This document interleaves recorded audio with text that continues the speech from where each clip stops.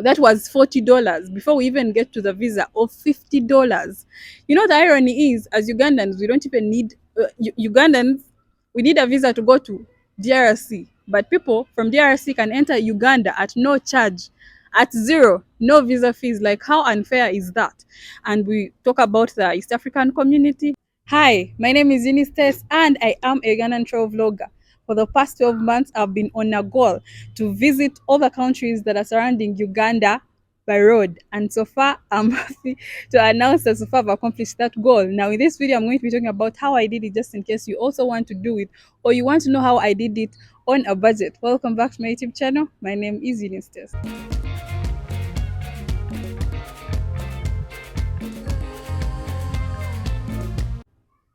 So my first hack would be, of course, using affordable means of transport. And now for some of you guys that are able to fly to these countries, it is okay.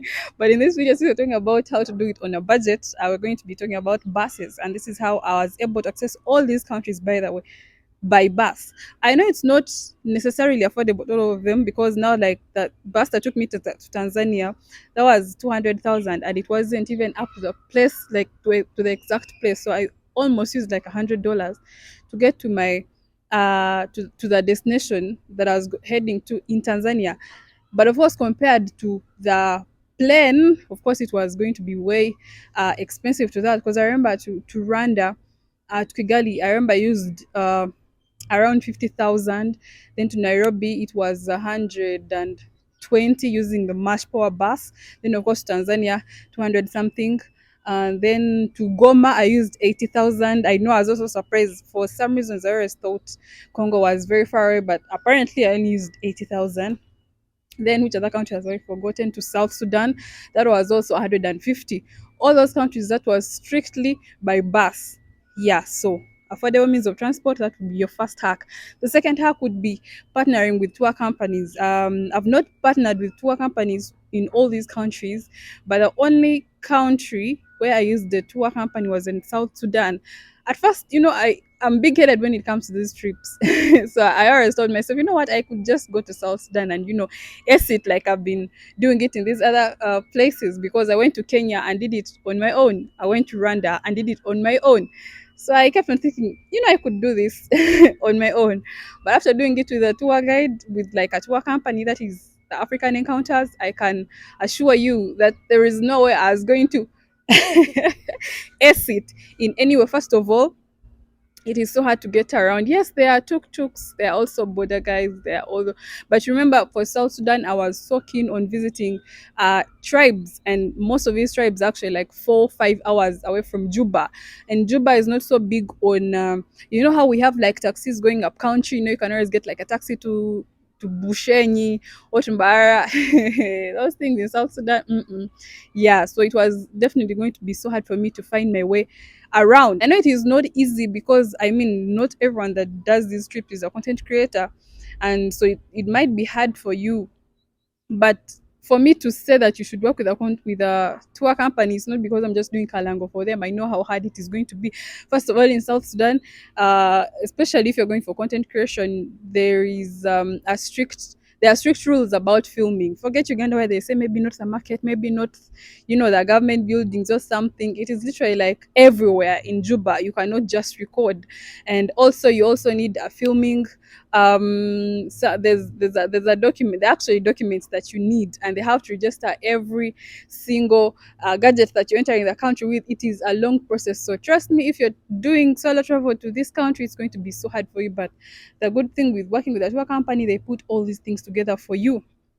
Another hack would be partnering with other content creators. Now, for me, this is something that mm, I had mixed thoughts about it, because first of all, it sometimes it is hard to get a content creator who does exactly the content that you want, because there are very many content creators you can work with in a country, but to get someone that directly does your niche and understands how to do your things, for me, I found it kind of hard. And also, I always felt like if I did that with a content creator, I'd get lazy, because getting to a country and I know I have someone to show me around, take me to all these places. Now that beats the whole point of solo travel, because now if I have someone putting all these things together for me, then it beats the whole purpose.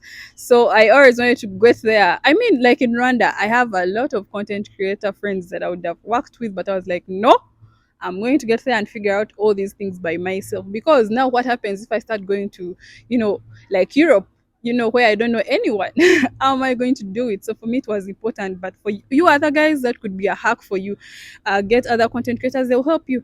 I actually only met a content creator in Congo, in Goma, who for him it was actually a special occasion for me to get him, because we all know, I don't think I've told the Congo story in full, because there is a lot of extortion. And right now, some of these things I might say in this video, I don't know if I'm even going to be allowed at those borders, or even entering those countries again. But there's a lot of extortion at the Congo border. It cost me literally half my budget of the money that I was going to spend in the whole country. So there are a lot of things like language barriers. Some of them even insist that they can't speak English, which is a lie. Because how are you talking to all those Bazungu? You can't tell me you're talking to them in Lingala. Lingala is a language that even I from East Africa cannot speak. So you cannot tell me that, everyone understands your local language. But also, yeah, so I had to get him, because at least for him, he could talk with people at the immigration offices. But even that didn't help, because I literally spent almost $100. I told guys on Twitter, and people who have actually never gone to DRC didn't believe me. But let me tell you, as a Ugandan entering that country, it's going to be hard. Because first of all, why were they charging me for not having a typhoid vaccine on my yellow fever card? And which other vaccine did they charge me for? That was $40 before we even get to the visa of $50. The irony is, as Ugandans, we don't even need Ugandans. We need a visa to go to DRC, but people from DRC can enter Uganda at no charge, at zero, no visa fees. Like, how unfair is that? And we talk about the East African community. That is literally the most useless thing. At least after me traveling to even these little countries around, I know that the East African community is basically useless. Because also, why did I need like a passport to go to Tanzania? It is under the East African community. We are supposed to be entering these countries for free. Or if there is a visa fee, can it at least be, because how many people can afford $50 to go to DRC? I mean, forget people that can afford it. There are people who go there for trade. Because even when I was living, I realized there are two different borders. There's like a normal border of, big buses and all that, and there is another border. It's called the trade something, cross border trade border, something like that. For that border is specifically for traders that leave Rwanda to go to Congo, to sell their stuff, merchandise or what. They leave in the morning and come back in the evening. So what are you talking about? Why do I have to pay $50 if we're talking about regional integration and working together and making this thing easy for us as the East African community? Anyway, apart from that, so now you get the point. So I got a content creator from Goma, because he had to explain all those things for me at the border. And yeah, and I can finally tell you that he was a big help to me. So yeah, at least I saw the importance of working with a content creator. So the other hack, of course, that I would share, which is sort of obvious, is doing research before you go to these places. Because one thing I've realized is that most of the tour companies, they talk about the activities. I'm talking about these activities because most of the activities that I do are actually touristy activities. So if you're to follow the rest that are on social media, those are like very high. So for me, I've always taken time to research and get all these um especially if I'm going to work with a tour guide. Now, like for Tanzania, I worked with a tour guide, which is different from South Sudan. South Sudan, that was a partnership with the African Encounters. In Tanzania, I actually hired this tour guide. So it took me time, because there were, of course, a lot of videos on social media, from tour guides, and I had to ask all of them, to find out which one would work within my budget. Because like I said in the beginning, we are looking at how to go to these countries at a budget. So I had to first do research until I finally got a guy that was within my range, which was also a bit high, but yeah, it was way better than the other tour guides. That now is also another point, hiring a tour guide. Yeah, there is partnering with them and there is hiring them. Yeah, and also another thing you have to do is to get a passport, because at the beginning, the first two countries that I went to didn't need a passport, because actually the first two countries made me think like, I can actually do this. When you do Rwanda and Kenya, you feel like, this is something I can even do every month. That is how I ended up doing only two countries the whole of last year. Because after doing such about the other countries that were to follow, I realized, these were actually just easy. These other ones, I'm going to get time to actually save more. Now that is also another point, saving money. I know I told you guys that I used 100% my YouTube revenue, which is true because as you guys know, at the end of last year, I actually had viral video that has helped me to go to all these places. But of course, we know you can't have a viral video for the whole year. It can't go viral every month. It goes viral for some time and then stops.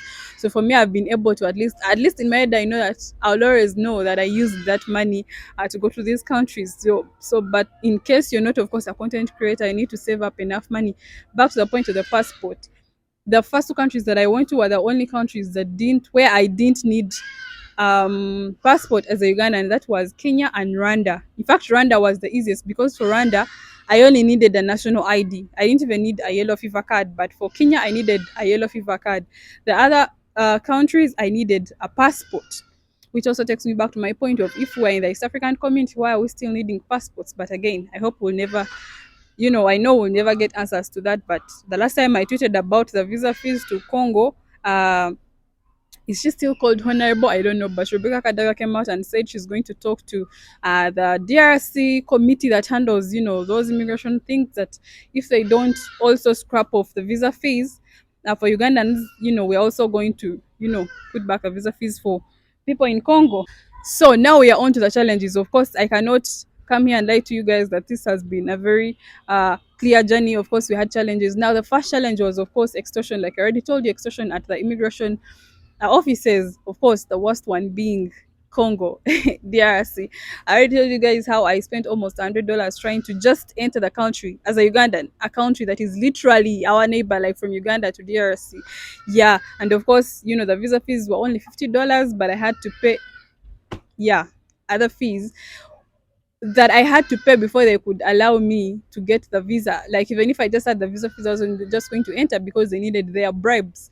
Yeah. And the other thing was, of course, the weather changes. Like in Tanzania, if you guys remember, the first day in Tanzania, it was sunny. It was actually sandy. I remember we go to. I don't know if you guys saw that, but I showed you guys a seasonal lake, and it was all sunny, and I was telling you guys, oh, this is a seasonal lake, it is very dry, but if it is the wet season, there's water filling like the entire place. Only for that night it rained heavily, that it was literally a wet season, the wet season that I was talking about, and by the next morning that place was flooded with water. And of course we're traveling on a budget, so I was using a bike, so me and my guide could actually not access the tribe because of the floods. And you cannot drive through that deep water body on a bike, so we had to get are they called Land Rovers? We had to literally get a car, which made it like 100% very expensive, because also we had to get like a very good car that could navigate all that water. If we got like a very small car, we were going to drown. So of course that was also a challenge, because I ended up spending literally more than $200 extra just to keep accessing the tribe, because yeah, that is something that I could not stop. The other challenge was, of course, language barrier. Like I already told you, people at the Congo border didn't even, want to use English. They insisted on Swahili and Lingala. Yeah, like I told you, which was funny, because what if I was a Muzungu? When it's a Muzungu, you find them struggling to speak English, but it is on me that they, drew the line, because, you're just from Uganda.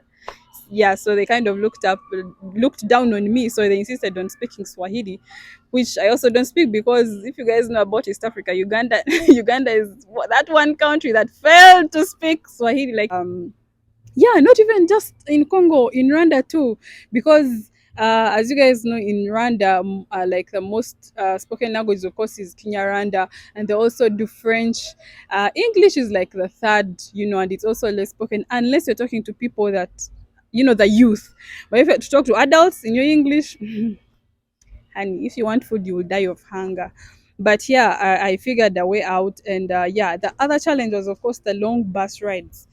Guys, sitting in a bus for more than 10 hours. And by 10, that is just to Kenya, to South Sudan. But my journey to Tanzania actually took me 48 hours.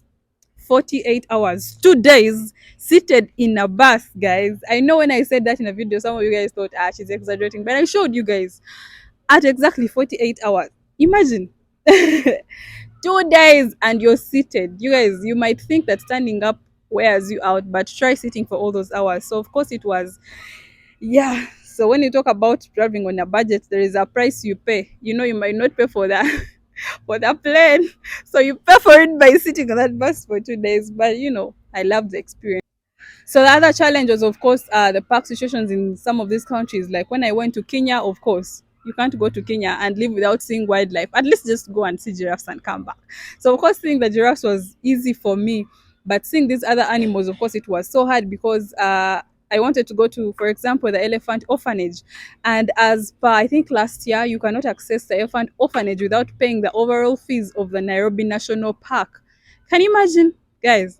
You cannot just go to the elephant orphanage. You have to pay for the entire Nairobi National Park. So even if Nairobi National Park is not on your list, you end up doing all the two because I mean you've paid for the park. So you might as well do a safari in Nairobi National Park and also go to elephant orphanage. That was a challenge for me because you guys know visiting Nairobi National Park is also not, very affordable, and then you have to add the fees for elephant orphanage, so it was a bit hard for me.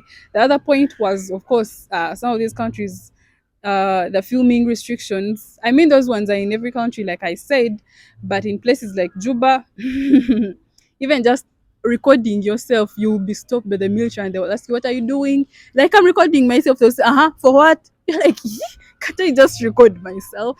So yeah, that takes us back to the point where I told you guys that you need to work with an agency because, like I told you, you need papers that show that you're now permitted to film, you know, anywhere, and you literally have to get these papers for. You might get them for Juba, but then as soon as you head to these villages, to as you're heading to see the other tribes, they also ask you for some other papers. Then you have to pay bribes and what.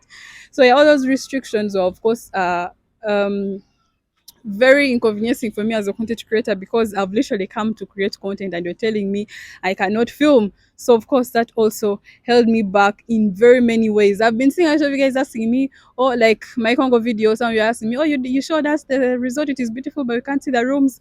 Guys, this is Congo. Me even getting you that resort, it was a miracle. So when you ask me why I didn't show the rooms, guys, you know how much I always want to show you guys these places and tell you the prices and tell you everything. But sometimes the little that I'm able to get is what I give to you guys because even filming at that resort is not allowed. So I literally had to do it in like, Mumagezi. So of course now I could not, start. It is not allowed. And then now you're asking for permission to film. So yeah, it wasn't easy. Whatever things I didn't show you guys, yeah, just know it was beyond my powers to get you that. The other part, of course, there's another challenge of border closure. The border at Congo closes at 3. So if you come, if you're planning on leaving Congo and it is 3 p.m. and you've not crossed that border back to Rwanda, yeah, just know you're spending another night in Congo, which I don't. I mean, I knew, but I didn't know how serious it was. And then when they tell you 3, you feel like, okay, by 2, I'll come. Honey, those people are lined up by literally 1. So if you come at 2, you will be at the end of the line and it will get to 3 and you will not have got made it to in front of the line. So you're going to be told to spend another night in Congo. I know some of you guys don't know it well. Now you do. Another challenge, of course, was robbery. Well, robbery sounds very big. Okay, people who steal. Yeah, at some point I even got a guide from some country that literally stole my money from my bag. But anyway, because it was only the both of us in that car, and then we left and entered one of the places that are supposed to explore. During while I was viewing the animals, he leaves the place, comes out to make a call, comes back and finds me there, and then we go back to the car and money is missing. So guys, literally, so what are you trying to tell me? Because you're telling me you locked the car, so who opened and then got money and locked again? Clearly he picked the money. But anyway, I learned a lesson because that was like in my second country. So after that, I learned to literally always go with my bag. I didn't enter with it because it had a lot of, stuff and yeah. But now I know that once I've gone with my backpack, I move with it literally everywhere. Yeah, of course, he was a fake tour guide. I later found out way after. So again, that's why I told you guys make enough research, because most of you guys are just thieves. I mean, you guys know that I love all these countries. So when I come out and say something that is not entirely nice about these countries, is not necessarily because I hate them, but sometimes I have to tell you guys the truth so that you know what to expect. And most of these countries that I actually had problems in are countries that, if I'm to put it in a good way, they are facing humanitarian uh, crises. So um tourism is really not their top priority. So they don't care if you're there to show, the good part of their country, or you're there to see gorillas, or you're there to see what. They do not care really, because they have other things that they're worried about. So for them to be that way, it's not because they hate you as a person, it's because they have other things that they are working on. So tourism is really not something that excites them. So it's not because I'm just trying to say negative things about these countries. Yeah, there's a lot that I've left out. After my South Sudan trip, I even wanted to come out and tell you guys like the whole story of how we're stopped, midway from the border, like literally 5 times, and ask for money. But some of these things I really can't come out and say them, because you guys, I want to go back to this country. So if I come out and tell these things here, they'll deny me a visa or entry. Or the next time I try to enter, they tell me, aha, come. So I don't want to risk my going to these countries. But of course, you can always hit my DM, and I'll always share all these hacks. Thank you so much for watching this video, and thank you so much for keeping it here. For you guys that have always been here, if you're new here, you're welcome here. See you guys in my next video. Ciao.